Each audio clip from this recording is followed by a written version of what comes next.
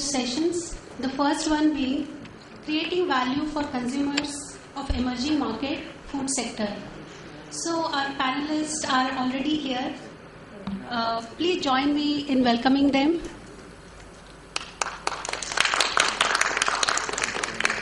So I would like to introduce Ms. Hamsini Shivkumar, Director and Co-founder of Leapfrog Strategy Consulting.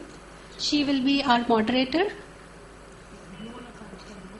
Next, I would like to introduce Mr. Subhashish Basu, Business Head, Dairy Products of Mother Dairy Fruit and Vegetables Limited. Welcome, sir. Next, I would like to introduce Ms. Sangeeta Talwar, Managing Partner at Flyvision Consulting. Welcome, ma'am. Next, I would like to introduce Mr. Arvind Bhandari, Business Executive Manager, Dairy SAR Region of Nestle India. Welcome, sir. Now, I'd like to introduce Mr. Mohan Krishnan, IMRB International. Welcome, sir. So that now we have all panelists on the stage. I would like to pass on the proceedings to Ms. Hamsini. Good afternoon. Good afternoon, everybody.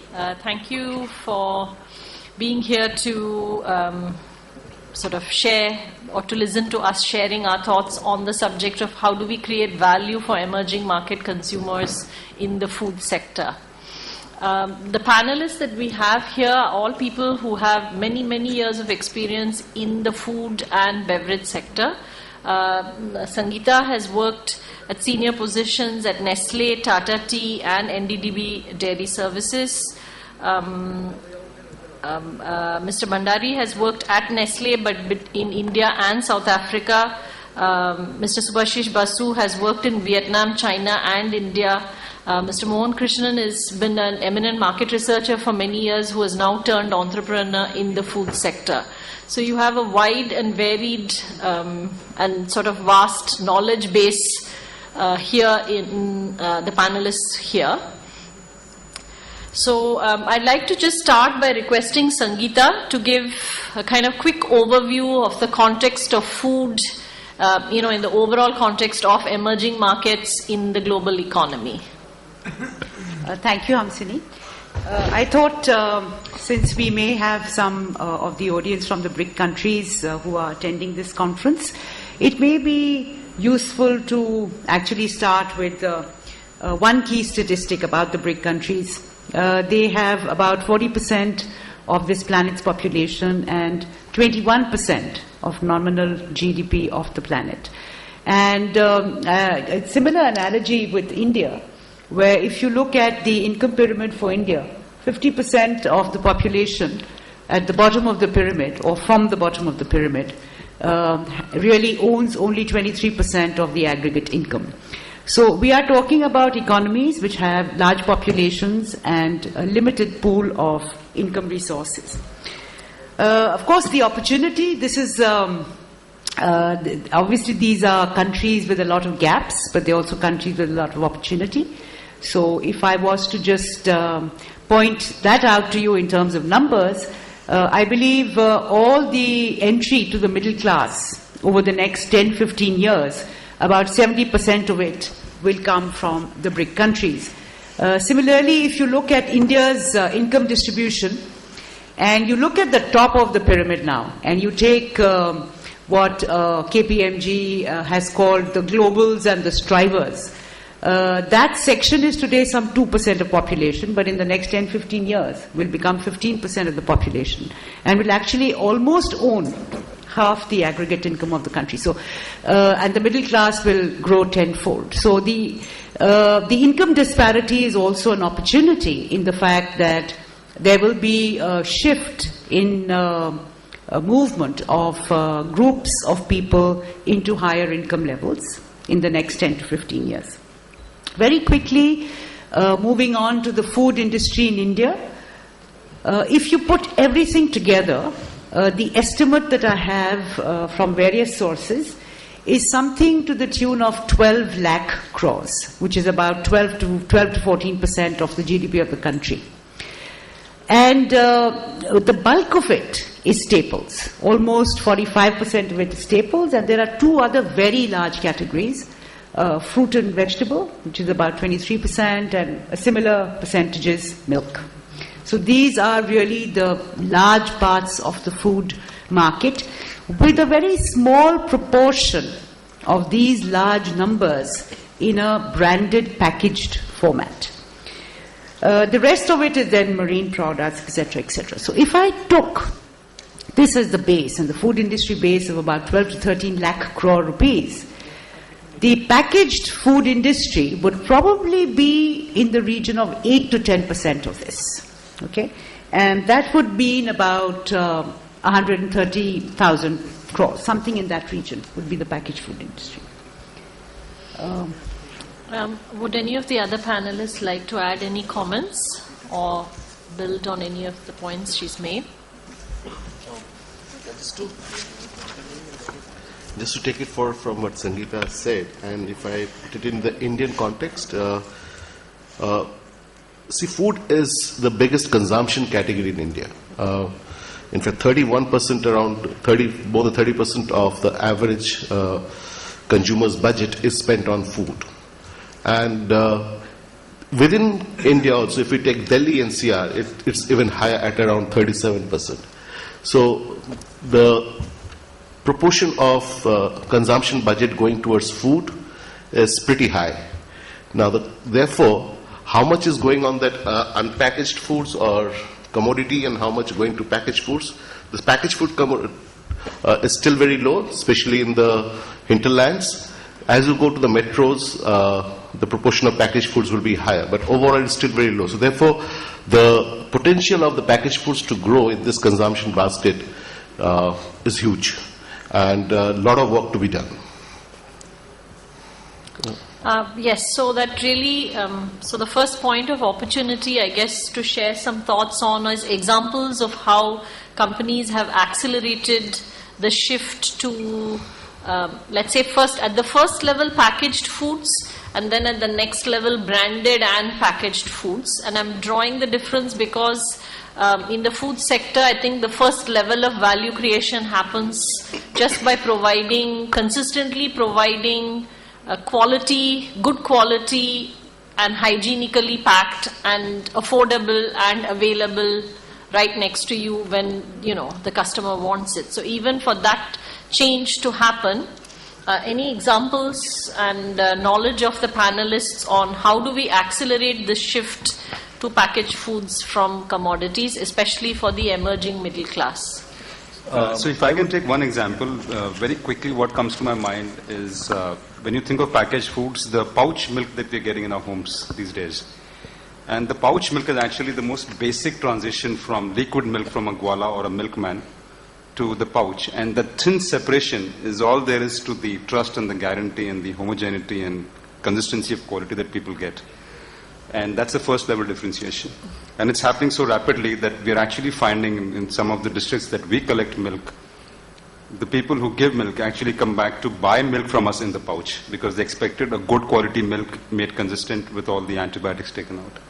So I think the trust that was previously there in the street corner kirana wala has moved to this very flimsy packaging which gives the convenience and some consistency in quality. The quality is sometimes suspect, but if you had the experience, then you probably believe it. The branded ones come in much later, and there's a much larger promise there. If I could just focus on one example of what a brand can do actually to bring value to food. And I'll go back many years, and I'll go back to an example I'm quite familiar with, which is Maggi noodles. It actually made a hot snack available at home, and there was nothing quick cooking available as a snack at home. And what branded packaged products then do is they make this promise of taste and quality consistently available across time and space across the country to the consumer.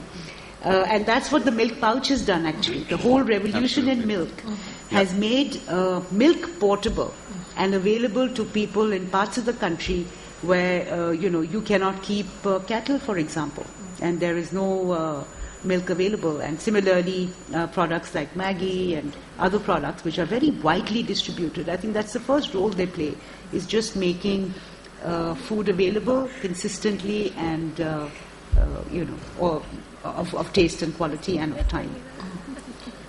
I would like to add here, in fact, building on all the previous points, there are two opportunities for entry for packaged food. One, of course, is the premium, where you are expanding, given the fact that you said earlier, the 1 to 2% market is going to grow to 15%, probably accounting for 40% of the wealth, etc. That's a point of entry where there is a lot of innovation happening, but I will not linger on that right now, and I'll focus on the bottom of the pyramid, again a point that you mentioned, which is the largest opportunity for value creation, where Hamsini said the movement is mostly to some simple packaging, and we have taken examples. And you will find in the last 5-7 years, if you go around the hinterlands, almost all grocery stores, or if you take sweet shops, any shop you will go, you will find the proportion of the shelf having the basic packaged has gone up. So a namkeen shop will be keeping readily packed.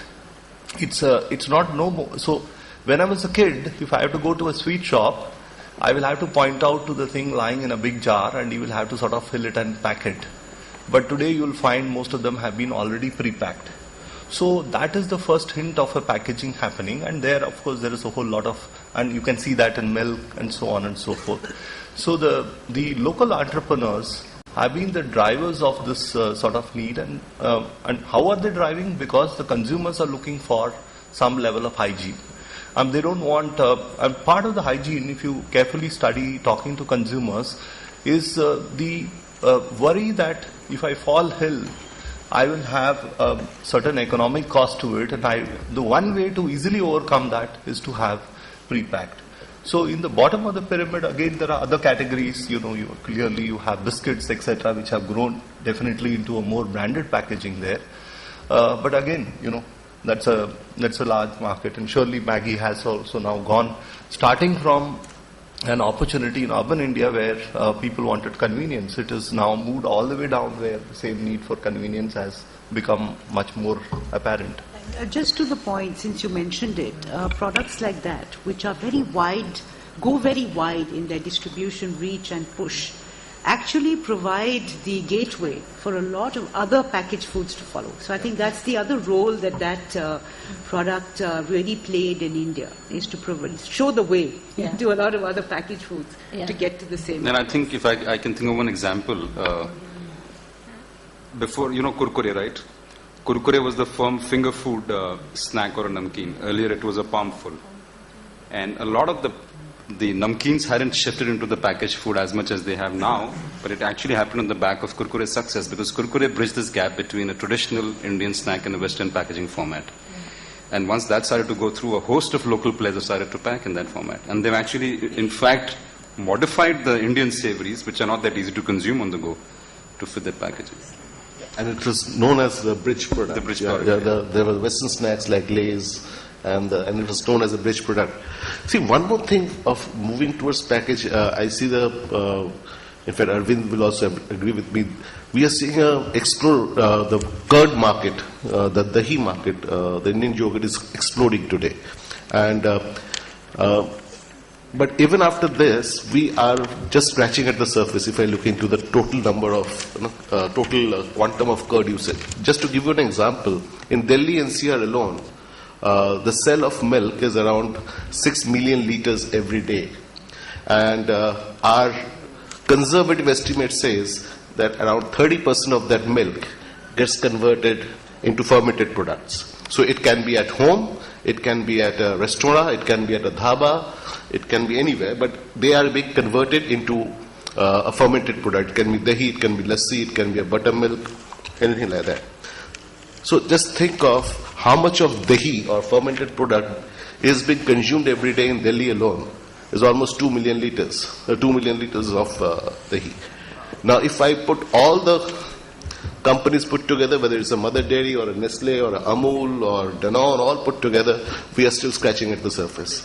Now, why this is happening is the people are looking for convenience, because I don't have to make dahi every day at home. I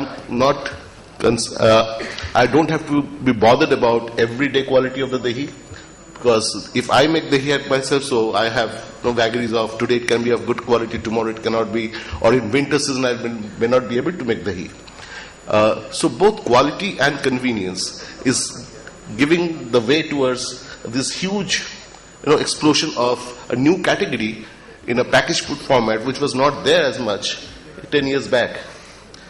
If I can just add to the convenience part, I think one of the other very important things that branded packaged foods do is bring you foods that wouldn't normally, you wouldn't find in that region at all. So I'll give you a very good example from Mother Dairy, which is one of my favorites actually. The Mishti Doi that Mother Dairy makes is, if you close your eyes and you were not a true Calcuttan or a true Bengali, you would think it's come to you from a shop in Calcutta. Okay, it's that good.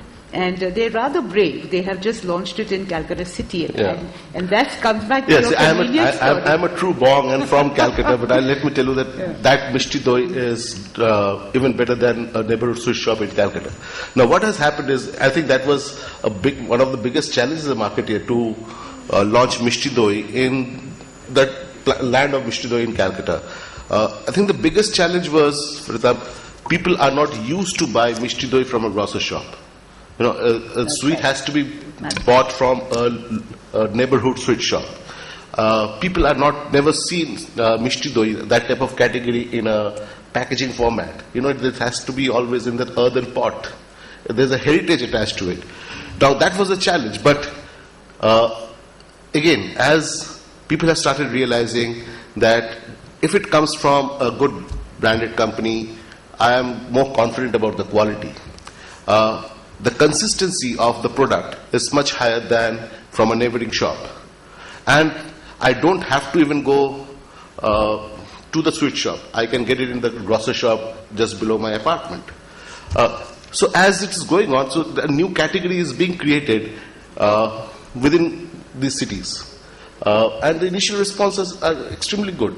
And why only Mishti Doi? For example, there's a lot of artisanal flavors, products like a ghee or Indian yogurts in Shrikhand, in West.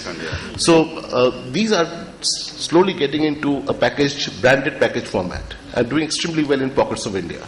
And if I can just add, the far end of this evolution on the packaging journey is the consciousness about the nutrition of the product, where people start to check the label. So I bet people like Sangeeta, when they pick up a Mishti Doi, they're also looking at the label to see how many calories is this, because probably from the roadside, the typical guy, you'll have a thick layer of trans fats with that vanaspati. Exactly. Whereas the Mother Dairy comes with far less. So you are actually able to indulge in the taste of traditional food with the quality and promise of modern day science. So I think that's the other advantage.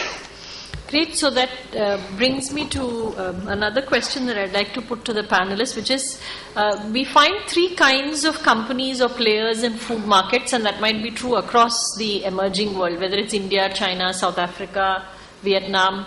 And here I would like the panelists to also draw upon their international experience to talk about how each of these different types of players are actually placed to create value. So what are their relative strengths, and what do each sort of bring to the table for the end consumer in terms of meeting their needs, their aspirations, their requirements. And since a lot of food is all about the everyday, so it is actually about meeting their everyday requirements in new ways and interesting ways. So that, I think. Yeah. So if I can tell you from my experience in, I'm talking about sub-Saharan Africa, not necessarily Southern Africa, because that's more prosperous. Unlike India, where the local market is very big, the cottage industry is big, and entrepreneurs have actually already delivered what our BOP consumers require. And the packaged foods is a progression of the same idea. In the African continent, actually multinational companies have had a good role in providing food security and safety. So the two big products of Nestle, for instance, Maggie Cube and Nestle Milo drink, or a cereal called Golden Morn, are things that are consumed by people in lieu of, virtually nothing, because they didn't have a product before that. So they've gone as far as to replace cereals, basic source of carbohydrate and starch in their meals. and therefore they're able to fulfill people's fundamental nutrition requirements, which is filling their bellies. Whereas in India, it's a case of progression from, something that you already have to a better quality product. Yeah.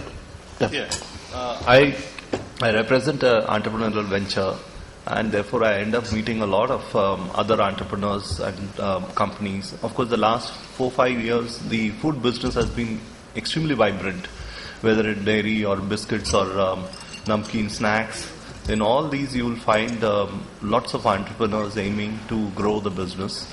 Of course, the limitation, is not really so much capital as much as raw material supply, which is a problem, I'm speaking from the experiences of last 2 years.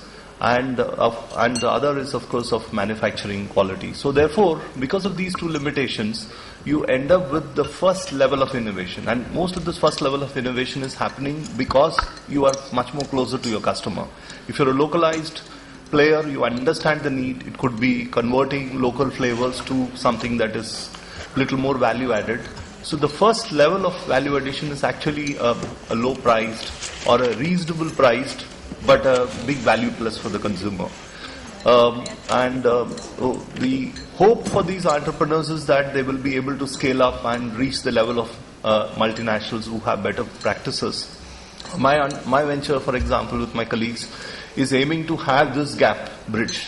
So we have highly ITized delivery systems.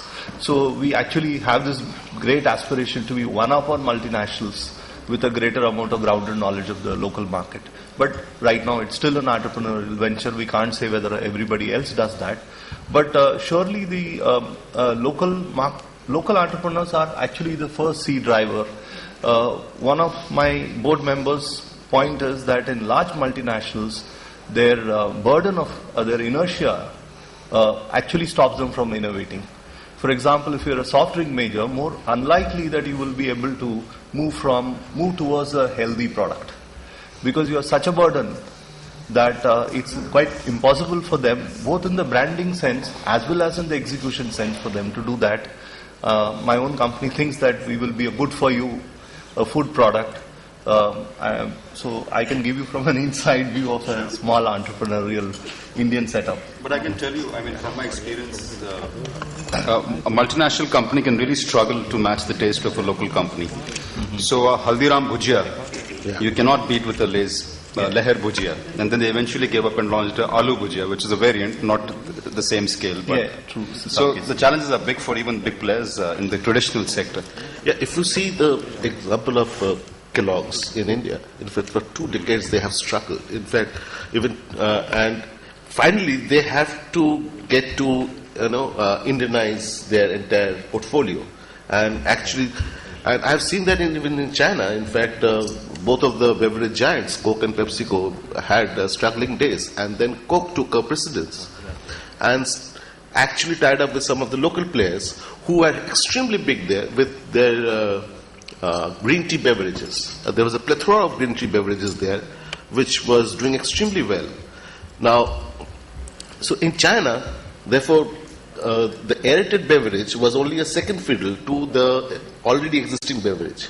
I think that's one area where India we could do I think much we better. discussed that. One of the problems that we struggle as an entrepreneurial company is packaging. We're stuck between Tetra Paks and PET companies which are monopolies. So if you have to innovate, I'm happy that if you have seen Paperboat and these sort of beverages that have come. So we actually struggle with packaging solutions which are value for money. Those are the small challenges we end up actually facing to convert consumers to packaged goods. If I can just go back for a second to what Subhashish was saying. If Maggi had been launched as a food, as a meal product, do you think it would have been successful? I have my doubts. No. Yeah. So I think one of the big challenges for packaged food and drink companies world over, across every country, is they can't just come in with a internationalized concept Exactly. and try to fit it into your local cuisine pattern. And I think that is the problem that Kellogg's has had. 3/4 of this country still has parantha and dahi. At least the north, I can tell you, has parantha and dahi in the morning for breakfast. and other parts of the country have their own breakfast, adai or vada or idli, just sambar rice maybe. So partly I think maybe the stage of development of the market, and certainly I think the stage of development of the incomes of the people in the country as well. They're used to eating a heavy breakfast, and which is usually traditional. So Kellogg's hasn't succeeded for that reason, and that is why Indianization has made some headway. But just to the Indianization point, if you just look at what a McDonald's has done, Exactly. and what the other QSR restaurants, which have come with the international stamp of quality and a success around the world, have done to build business in India. So it's quite astounding, actually. I think that's one of the big learnings for food companies, is that you have to find a lot of knowledge in terms of what is the local cuisine. Yeah. And that was the other point I was going to come to, is that a lot of things that companies then succeed in is actually sharing the recipe knowledge of something with the consumer. Exactly. And that's another area where food and drink sort of And build. also a slightly not so palpable point is this huge scale, imagery and stature that multinational companies bring with. So today if you bring something and you build a whole imagery with high glitz advertising, and you really, the Pepsi and Coke story is essentially two competitors pushing something down Indian throat, which is a throat used to Nimbu Paani. Yeah. And how successfully they've done it. So I think that also plays a significant role. So, if one was to sort of see we've talked about local players whose advantage is that they have their ear to the ground, they understand the local customer very well, and they are looking to make the first level value added through packaging, through convenience, through hygiene, and all of those things. And maybe somewhere their quality practices or their other practices, taxation, lot of other things enables them to also keep the cost and affordability factor, in mind and deliver for the customer. We've talked about global companies which come with a completely different set of advantages, which is, their scale, their stature, their global knowledge, and they have their own challenges as well. But we have this big group of Indian, big national players in food and drink. And what do you think are their sort of role and contribution to actually creating more value for customers? So whether it be Britannia, Amul, Dabur, we have all these big ITC. Yeah. I'll just take an example Mother from Dairy. Dabur, since we've already talked milk and we've talked Britannia is basically dairy and biscuits and bread. If you look at the range of juices that Dabur introduced, and they were absolutely the first to bring it was an astounding range and a mix of vegetable and fruit. Yeah. And I think they were playing to, again, a local practice, which is that, a lot of people mix fruit at home and mix vegetable fruit at home to make juice. And they're the first ones to actually commercialize it and bring it to the market. And I think that did extremely well. So their whole juice business, I think, grew double digit over the last few years on the back of these sort of innovations. And not only that, they also continuously innovated with their new flavors and new products. And that's why even they are way above the world number one Tropicana here. In fact, Tropicana couldn't get that level where the real had gone into, because not only they were the first mover, they got the first mover's advantage, but they continuously innovated and worked upon themselves so that So I think that's one category of the 10 years back. Absolutely. It was not in the shelf. You go to any modern trade today, I think a substantial part of the food and beverage shelf is devoted to the juice. 10-15 years back, it was not there at all. Schools are also big drivers there because, CSDs are now banned, so therefore there is a big growth of fruit juices. There is also part of the reason for the growth of fruit juices is really the consumer drive for health and those sort of platforms. And of course the added controversy that goes with the CSDs. People probably, and I think Hamsini we were discussing, we have this big dread of diabetes growing. You will be surprised to know that people actually read, the amount of sugar in beverages quite carefully. We have launched a fruit juice. Our fruit juice is actually lower. We reduce the acidity ratio and therefore, reduce the sugar levels. But because we reduce acidity, it tastes little more sugary than the others. Sure. And we get so many calls from people, do you have more? And because you don't compare with others. So I've been telling, let's put a comparison with other fruit juices. So that all these, if you've seen some of the recent, roasted products that have come in snacks, they're actually doing comparison with other products in the back of the, back of the pack. So I think the fruit juices have gained a momentum. But I have a point to differ here. Other than fruit juices, we haven't really innovated much. If I compare food versus drinks is an area where we are struggling to actually build a lot more traction. Other than CSDs which have done Nimbu Pani, Nimbus and those sort of things, which is actually synthetic. We really haven't, grown. There is that paper boat example of growth of Zynga and all that, but I really haven't seen beyond the premium, which is Red Bull sort of space, a lot of growth in sports drink, health drink, fruit-based fizzy drinks. All that has, not really taken off. Malt-based beverages. Yeah, I think comparatively, the snacks and other food businesses have done better in terms of I think being from a dairy company and everything, I think we should also be blamed for that, because I think one of the key Indian beverage habits are dairy-based, and none of the dairy companies have really made it big in beverage segment. And a lot of good work has started in last couple of years. But I think Amul is doing some good job. Even local dairies are now making some good beverages. My suggestion here, what I learned from consumers is that they don't want a belly fill. Belly fill. I know you spoke about once to me the occasion of food and drinks merging. There will be some occasion for belly fill, but on the go, people are looking for light, refreshing drinks. Exactly. And that's where I think dairy industry could really. Yeah, that's why. In fact, one of the products which actually started doing extremely well for the last couple of years was a 200 ml lassi bottle. Okay, which was packed to actually lure the youth. The packaging was such, the lassi bottle was so that it's attractive to the younger generation. They get the fresh lassi and it's an on-the-go pack. However, there are certain challenges to it. The biggest challenge is the short shelf life of the fresh products and the cold chain. See, for a CSD or a carbonated soft drink, you need only the last line cold chain. So it needs to be served cold. But for a fresh dairy product, it needs end-to-end cold chain of 4 degrees. And the shelf life will somewhere be between 7 days to 15 days. I think that's the big challenge. Yeah, I think the other reason why what Mohan says is absolutely right. There's not enough innovation even at the regional or local level on beverages. And I think the big deterrent there, Mohan, might be that there is a technological barrier here.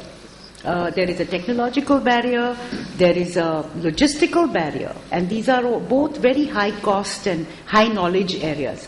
So a lot of people don't naturally get into beverages as a first, when they are entrepreneurial and they're looking at food and beverage, they don't normally step into beverage. They prefer food because by packing it and taking care of it, it's much more portable and it's easier to get in front of the consumer than the beverage. And I think unless we become, sufficient country or a country which has excess power, and bring down the cost, we'll find that beverages will be more, the innovation around beverages will be a little sluggish because you do need to present it chilled to the consumer. And a lot of shops charge that extra rupee now, Yeah, in the heat of You summer, want they'll say, no, 1 rupee more because I use my own chilling equipment. We are losing the last 2 years, and we keep saying the line is going up. So therefore, we'll persist. Most of our investment is mostly to say that we are building distribution space so that we can bring in more beverage and reduce the cost of distribution. Absolutely. And for startups, it's really tough. It's tough. The Drinks is beverage tough. Yeah. Okay, at this point I would like to open up the discussion to the audience to ask panelists questions.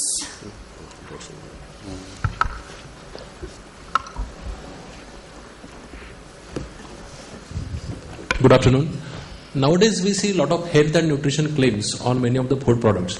How do you actually lot of health and nutrition claims on many of the food products now we can observe in the market. So how do you actually see the influence of these health claims on the consumption of these food products, like functional foods maybe? What he's saying is there are a lot of health claims on food products, and can the panel address whether there is an impact of this in terms of sales of these products? So I can first start with a little consumer perspective.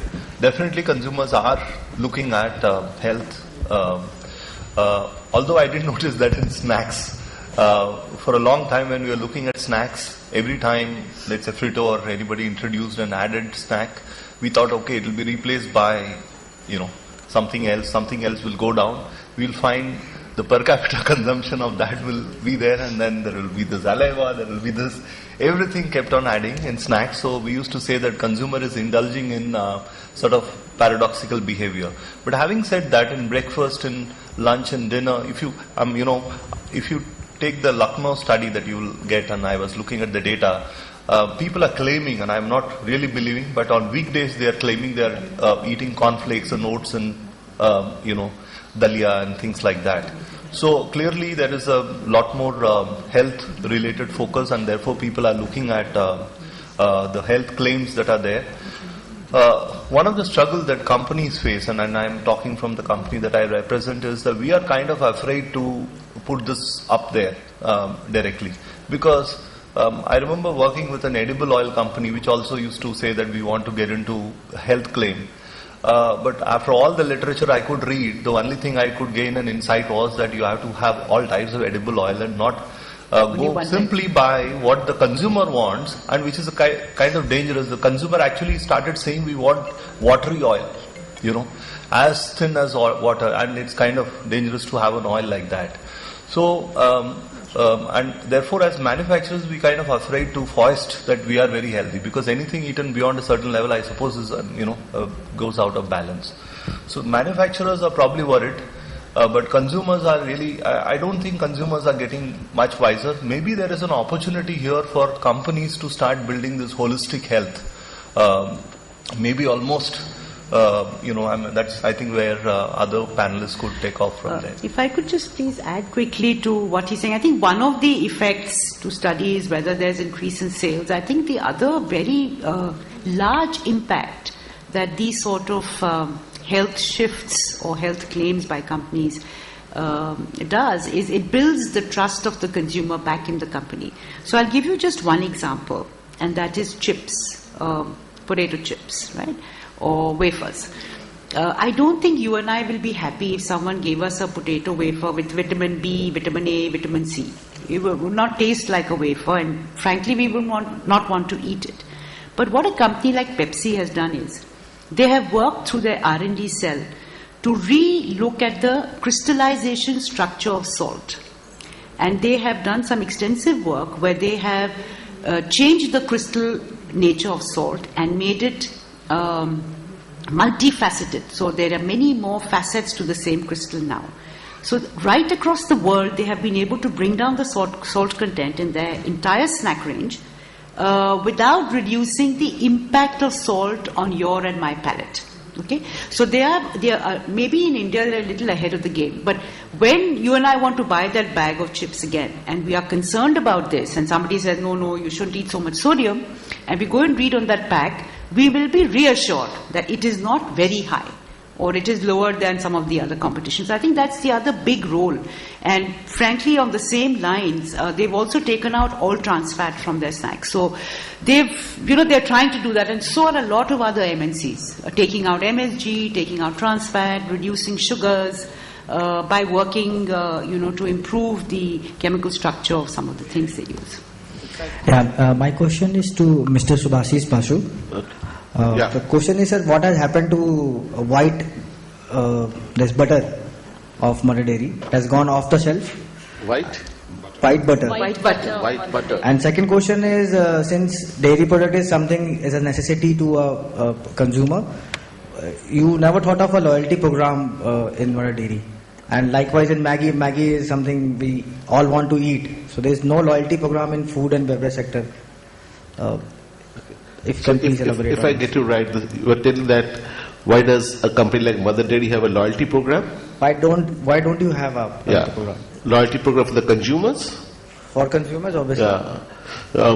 Okay, let me first address. I think we don't have a product called white butter. Actually, I am planning to launch. I have not yet launched. Okay, we have a product called... we have table butter. There are many other companies, and the market leader is Amul. I think for the entire industry, there's a huge shortage of milk fat we are going through for last few months. So there are huge commodity issues today. Therefore, across the entire sector, there is shortage of milk fat, which is leading to some shortage in the shelves for butter or that type of products.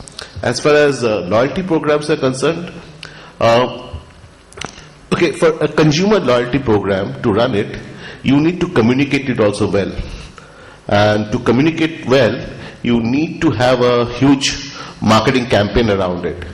Over last few years, we have not been so aggressive in our marketing campaign, ATL. Of course, each company will have its priorities in terms of where to put more budgets into. Over last few years, Mother Dairy has put more budgets into other things in terms of product development, distribution development, expansion in other markets than ATL marketing. Now, as we go and for example, if you have seen last couple of years, we have started getting back into TV and more communication. Now, once we are there, we will be developing some consumer loyalty programs. At the same time, I totally buy your point, especially in Delhi, where we have such a huge asset of milk booths. There are some consumer loyalty programs which should be done, and we are working also on that. All right. So, my question was around the packaging. Clearly, it plays a very important role in being able to access consumers all over India. But it's at the same time creating a massive problem in terms of landfills and so on and so forth. Obviously, governments have a major role to play, but I'm wondering, in your organizations, what kinds of innovations are you thinking about or working on where sort of some of the downsides of modern packaging are going to be dealt with? In fact, in Mother Dairy has been one of the pioneers in terms of actually working on less is more in terms of packaging. In fact, today in entire Delhi NCR alone, we sell more than 1 million liters of milk every day without any packaging through the vending machines. And we save around 10,000 tons of plastics every day.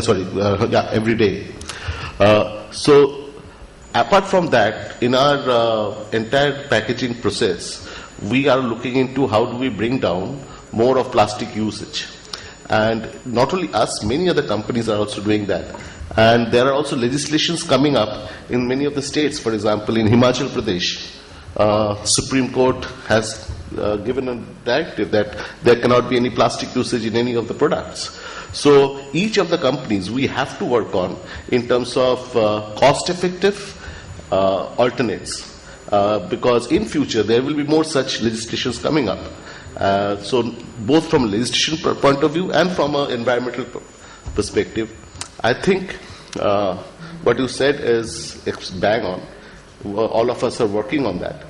And as I said, one of the big example is our vended milk, where 1 million liters is being sold without any packaging material.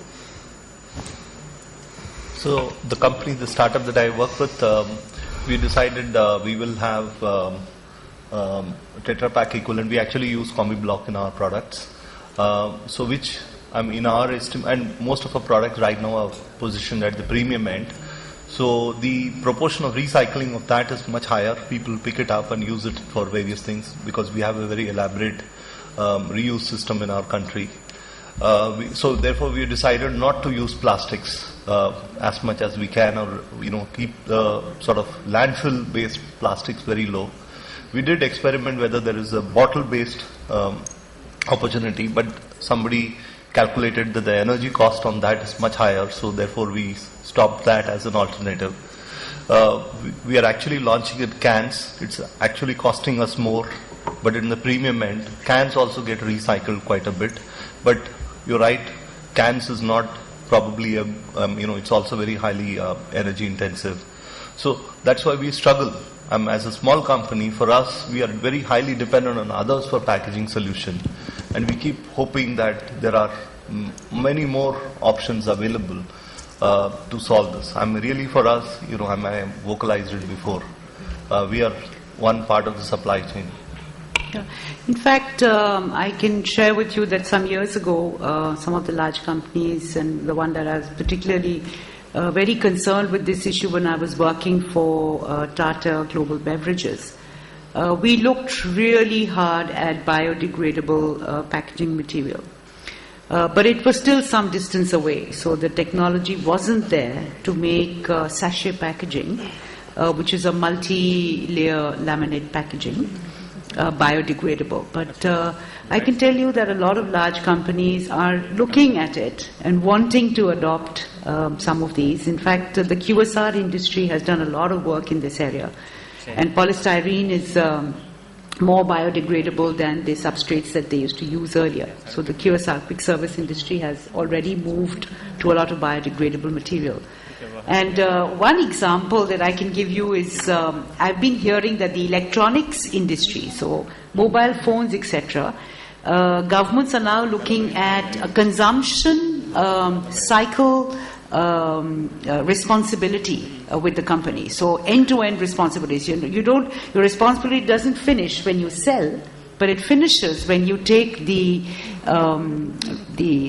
returned phones or the second-hand market phones back.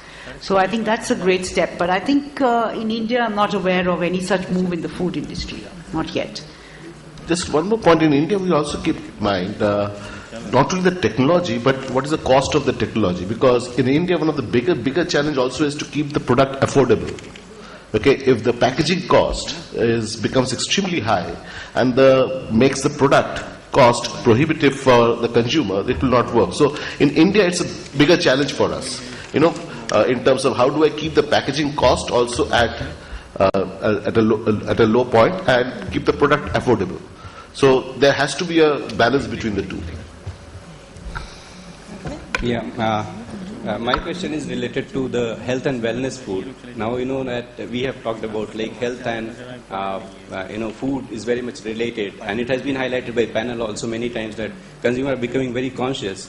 So we have a lot of categories here like better for you, functional food, organic, and the market scenario is also changing. What are the strategies at the different organizational level for these kind of food items, and then how it's being related with the government policy which has been changed? Now we have a one food law talking about food and standard and lot many things. So how we position this health and wellness food in overall category, and how it's related to public policy versus the food security? Lot many issues are there into it.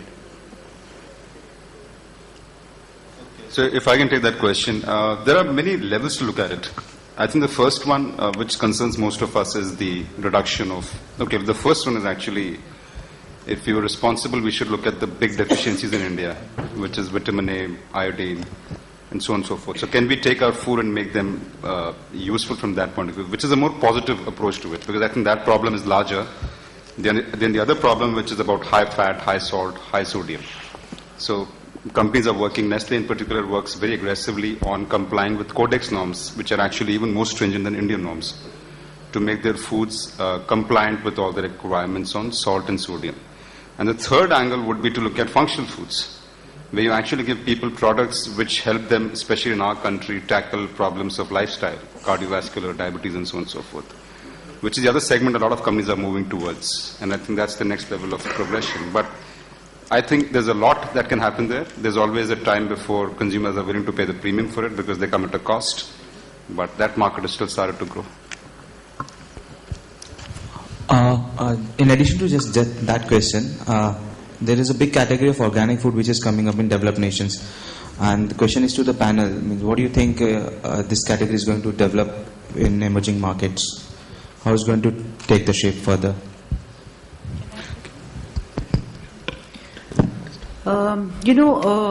Organic foods is, the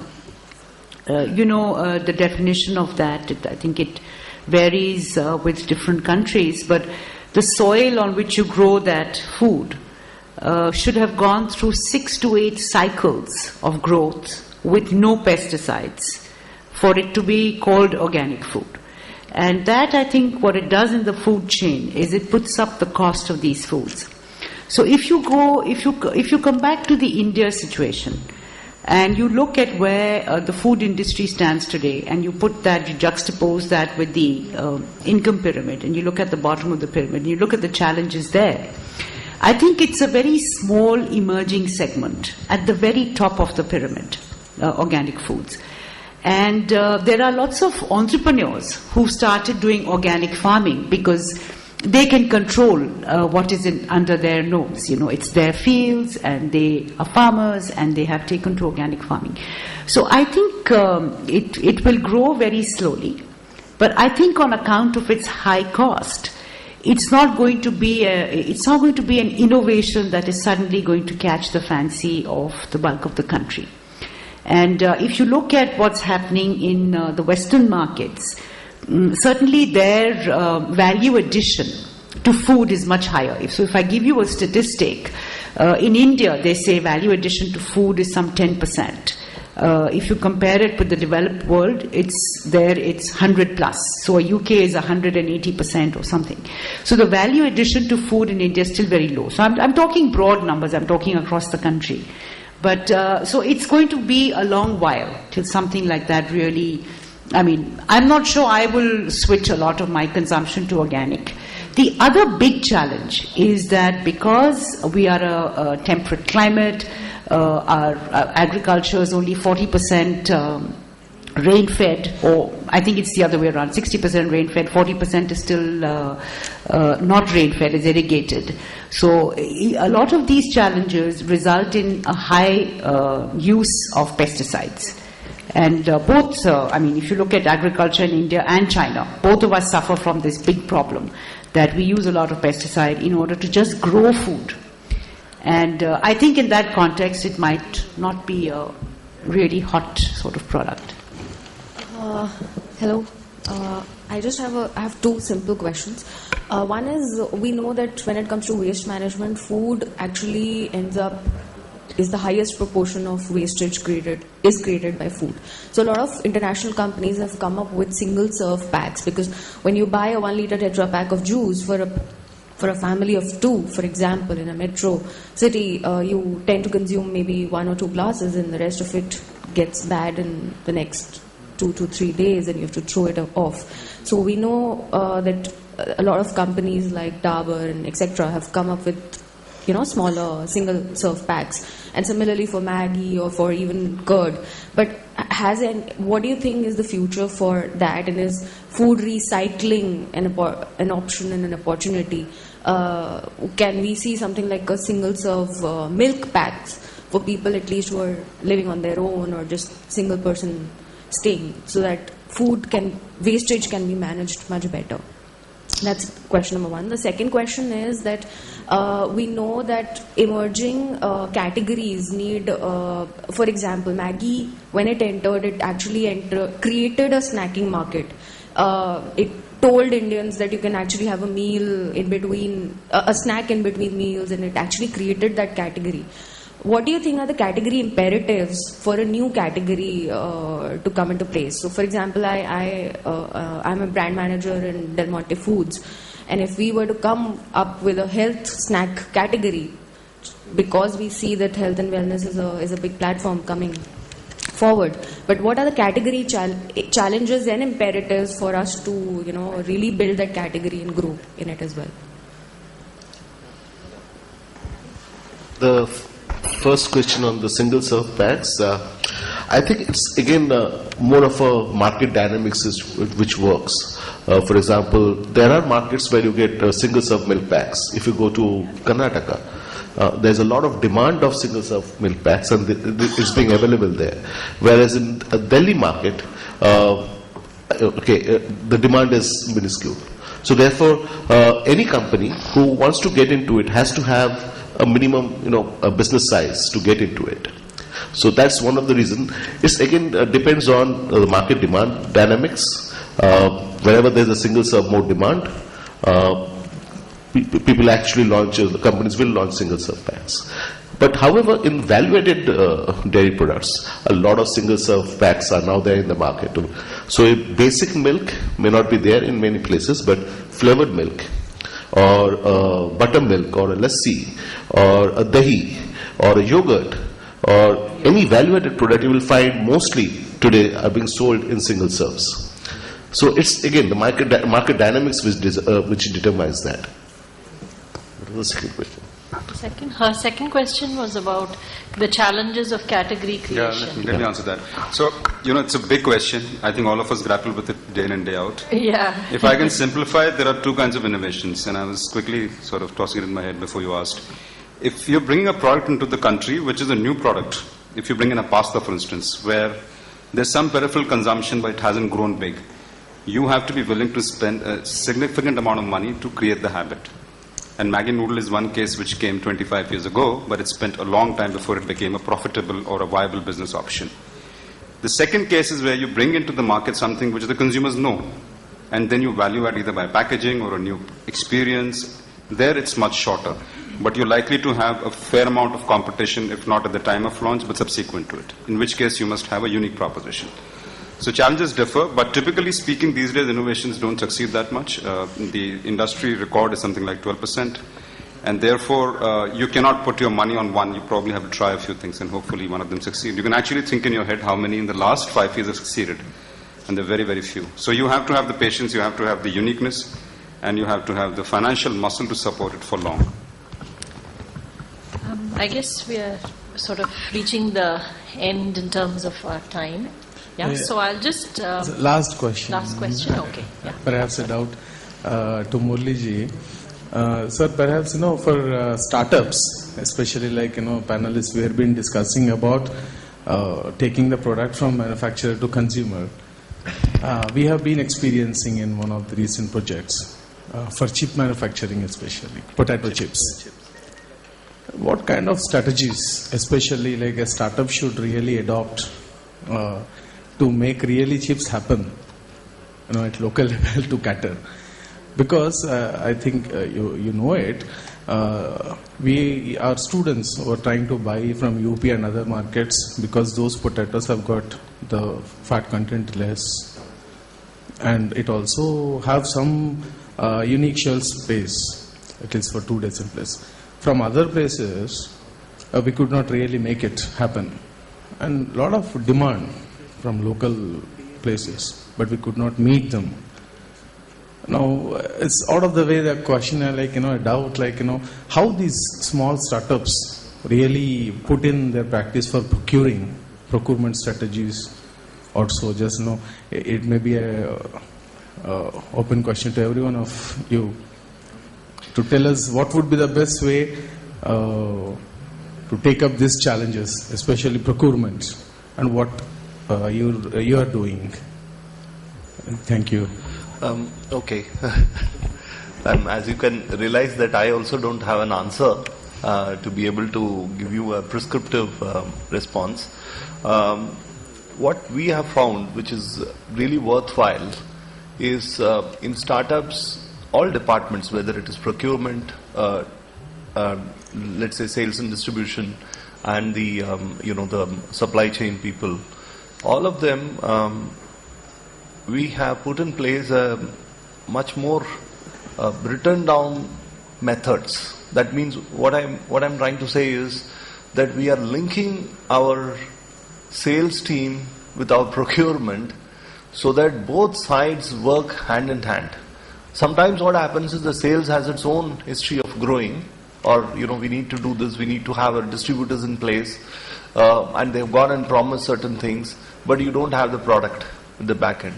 So that is what creates the big hassle in startups. So we have reduced the information loss between all these departments, so that we know the exigency of the procurement, and therefore the sales also and distribution also knows the issues that are going to come up because of that. Therefore, if there is going to be a non-fresh stock in the, because there has been a greater production, the sales and distribution is already planning where else to sell, whether it's B2B sales, etc. Or if there is a shortage, what to tell to the distributor about the issues and how he's going to manage his own inventory. That is my first prescription, if at all I can give you. The second is, of course, going back and working on the procurement.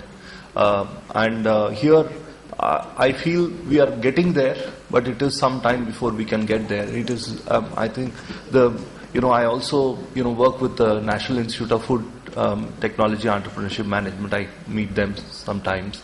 And I find, like that, there has to be many more initiatives. The government realizes food processing is a very big sector. Our own ambition is to have a strong distribution in place so that we can begin to participate all the way upstream. We really want to link all the way to the farmer. And in fact, our distribution is also unique. Our salesmen are our own salesmen. All our salesmen are paid salaried people who have an assured PF, accident allowance, or, insurance, all that. So we give them the feeling that they are part of a company, because multinationals here engage through distributors who work with salesmen who don't have a career that is assured. They're just unorganized worker. So we are building in such a manner that the last mile person is actually given an endowment that he's part of a entrepreneurial company, and we are also wanting to go all the way to the last mile to the farmer, because we realize if we start from the production, then we will be in a bigger problem, because we'd have put up a big factory and we won't have a distribution, and then all our capital would have got wiped out. So we want to sort of selectively work with other partners, identify the right products that will be marketed, build a strong supply chain, front-end supply chain, distribution and retailing chain, and then go all the way back slowly as the products become successful, all the way back to putting the right manufacturing hubs, right procurement method, etc. Really here we need government help. And I also told you about the packaging issues that we end up facing. Okay, I'd like to just quickly summarize some key takeouts that I'd like to leave you with, perhaps as some thoughts. So at the first level, a lot of the discussion was around how do we move people from commodity to packaged, especially at the bottom end, as a source of value creation. And here we identified 4 benefits, which was quality, hygiene, especially because it's linked to livelihood, convenience, and then the ability to access foods of other regions very conveniently next to, close to home, as sort of the real value that gets created at the first level of value creation. And different companies have had different successes. There was also agreement that food companies perhaps are doing more there. In drinks, it's more about dairy. A lot of discussion and a lot of your questions and ideas were all to do with bringing more innovation as a source of value creation, and the challenges to do with actually innovating and then making a successful and viable business from those innovations. And where the packaging is a big source of added value, but now in a world where concerns about sustainability and environment are increasing, the packaging is a bit of a double-edged sword, because how do you get affordable but value-adding packaging, but which is also environmentally sensitive or environmentally responsible? So that is a very fundamental challenge to all food and drink manufacturers and makers who are not doing it through the services route, but who are actually making products and bringing them to the market. There was also a lot of opportunities that were discussed in food, which was about emerging opportunities, functional foods, organic food, single-serve packs, creating new subcategories of foods, etc., all as ways of creating value for consumers. Also some discussion around the whole area of health and how different companies are actually addressing this area of health, including big global companies investing in R&D to actually make fun foods and pleasurable snacks less unhealthy. Because it's true that as people, we don't only want to be healthy, we do want to eat, the deep fried snacks, chips, kurmure, whatever, name all of it. If some, God above said, I'm going to take it out of your life, I'm sure all of India will be up in arms and we'll be protesting. We will take to the streets. We are looking for the company to give us this guilt-free indulgence. Yes, exactly. Guilt-free indulgence. Yeah, guilt-free indulgences, and that is what a lot of global companies are putting a lot of R&D effort in being able to do that. And that, I guess, have I missed anything? Somebody? Okay. Thank you, everybody, especially for your questions. Thank you, ma'am. Thank you all panel members. That was a wonderful and insightful session. So with this, we come to an end of the session.